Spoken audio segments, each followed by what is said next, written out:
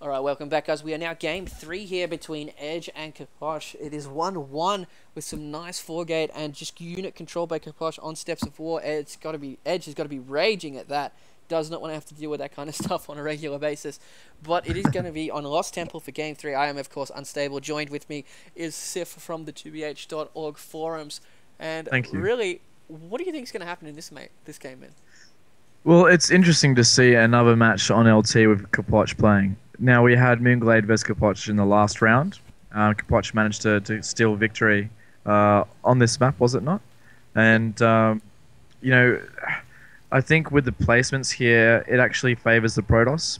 So we could see, hopefully, capoch taking more of an aggressive stance with what he's done previously, which is 2-gate with Chrono Boost to kind of counter any early expansion.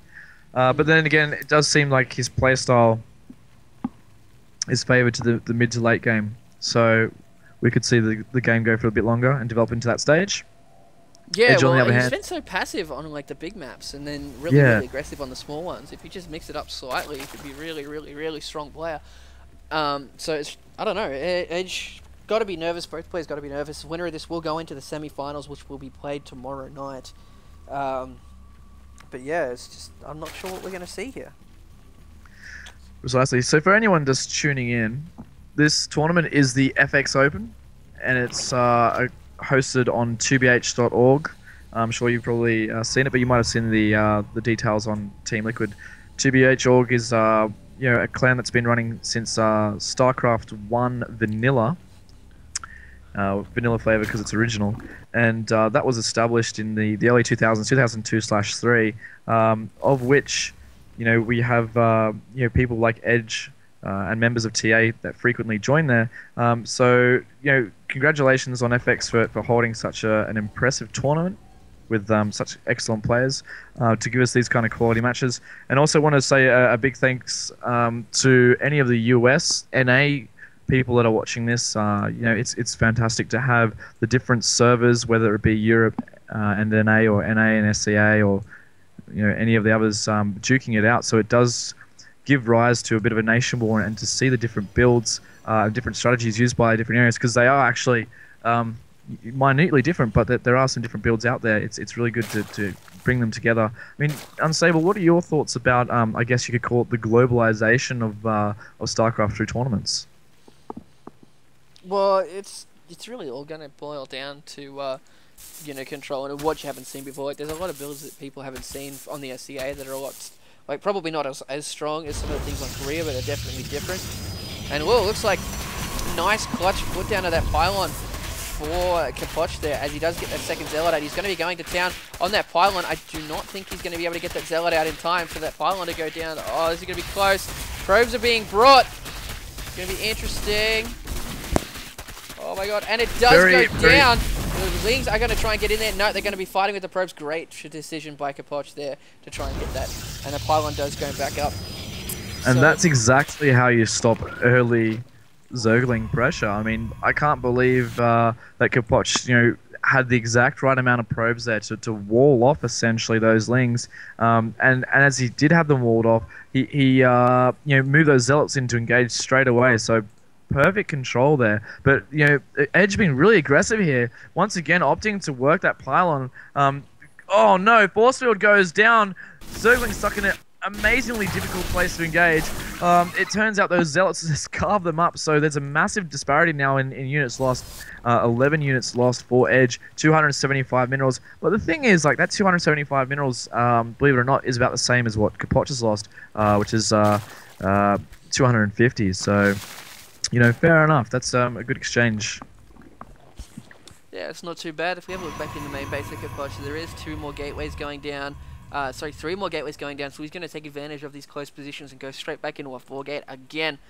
We do have that roach warren going down for Edge. If we have a look, it's 19 to 23, so both players do have a few more harvesters than they did in the last game, when they were in these exact same positions, really. And Edge also has this drone that, oh my god, the drone is still alive in his main, and he's seen those extra gateways. He now knows it's a 4-gate. Bit of a missed timing as well. A couple of things to note. Edge managed to commit 5 drones to his expansion, and they were delayed by about 40 seconds as far as the mining time was concerned. But did you just say about the proxy pylon there to the left? To the left. Oh my god, I did not see that. Oh no. So, this could be GG because Capoch has just warped in 4 Zealots in the Korean warp gate style. It's not the all-in version, but it's definitely the early time warp gates chronoing that out, trying to get the Zealots straight into the main mineral line.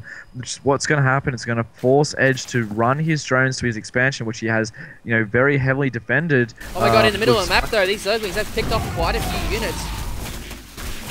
At least 3 Zealots and a Sentry for Edge, so he's got to be feeling good about that. He has to realize something's going on. Main engagement. Yeah, main engagement in the main base of Edge. We've got 2 sentries which can be used to force field off any reinforcements from the main ramp. Oh no, the Queen is stuck. Oh, we've got drones and Queen that are going to fall. ro8 is having to run back into the main, but Edge hasn't got them under control at the moment. They will be able to get in there and stop any future harassment, but the problem is Capoch now has the ability to warp in Stalkers, which will counter quite adequately any kind of ro8 harass. Spinecore is now making it into the main, so it looks like the main base will not go down at the moment, and mining will continue, but there was a significant blow there to Edge's economy. And it looks like 13 to 22. Yeah, 13 to 22 now. Edge is in a really tight spot. He's got to try and find some way to deal with this army. Capoch has really good control of his units right now. And honestly, it's going to be very, very hard for Edge to come back, especially if Capoch just darts around like this. Great force fields again. He's going to get stuck. Those ro8 are stuck at the front. Those Zealots are going to clean up. And I honestly think we're going to see a GG any second. Yeah, I mean, this is 50. It's good to see such an aggressive play coming from Capoch on a larger map. I mean, this is what he could have done, to win games previously. Get that proxy pylon in there, nice and sneaky. Avoid the spine call, placement, which is so common for Zerg players. He's really got, Edge on the back foot straight away, like as far as economy is concerned. He's having to produce drones. He can't get back into it as far as economy is concerned. Capoch is able to keep on warping in units as these, and that's it, the GG, yeah. So wow, Capoch will go into the semi-finals. Congrats to him. I will have a quick chat with him to make sure he knows the time.